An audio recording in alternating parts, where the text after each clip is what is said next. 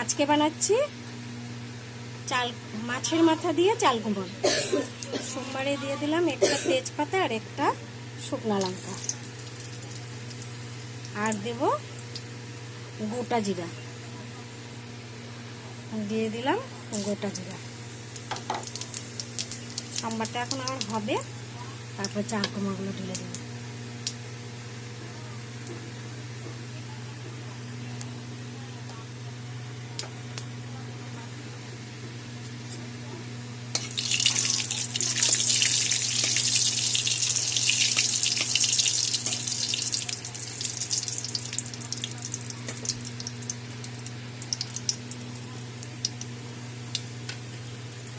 এখানে নিয়েছি আধাটা চাল কুমড়ো আর 6টা কাঁচা লঙ্কা।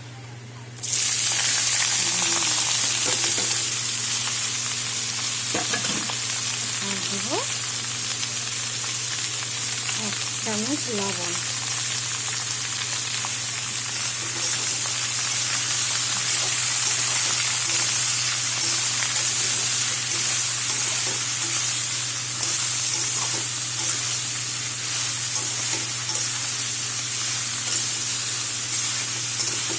তারপরে আবার চাল কুমড়োটা মজে আসলে তারপরে দেখাচ্ছি। আমার চাল কুমড়ো মোটামুটি নরম হয়ে গেছে। এখন আমি একে একে মশলাগুলো দিয়ে দেবো। এখানে আছে 1 চামচ জিরার গুঁড়া, 1 চামচ জিরার গুঁড়া, 1 চামচ চিনি আর 1 চামচ হলুদের গুঁড়া দিয়ে দিলাম। আর এখানে আছে আধাটা চাল কুমড়ো আর আধাটা কাতল মাছের মাথা ভেজে আগের থেকে ভেজে রেখেছিলাম, ওটা দিয়ে দিলাম।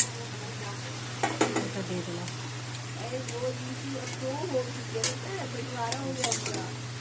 একসাথে নাড়ব।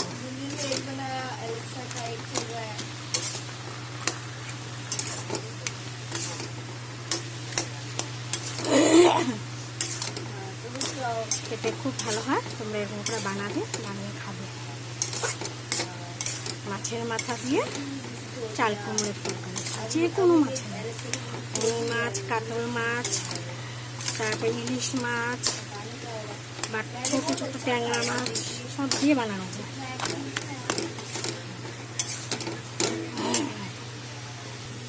মাছের মাথা দিয়ে আমার চাল কুমড়োর তরকারি হয়ে গেছে। দেখতে কালারটা খুব সুন্দর হয়েছে, খেতেও ভাতের সাথে সেই টেস্টি লাগবে। তোমরা এরকম করে বানিয়ে খাবে, খেয়ে বলবে কেমন হয়েছে। লাইক করবে, কমেন্ট করবে, শেয়ার করবে। খেতে কিন্তু খুব টেস্টি হয়।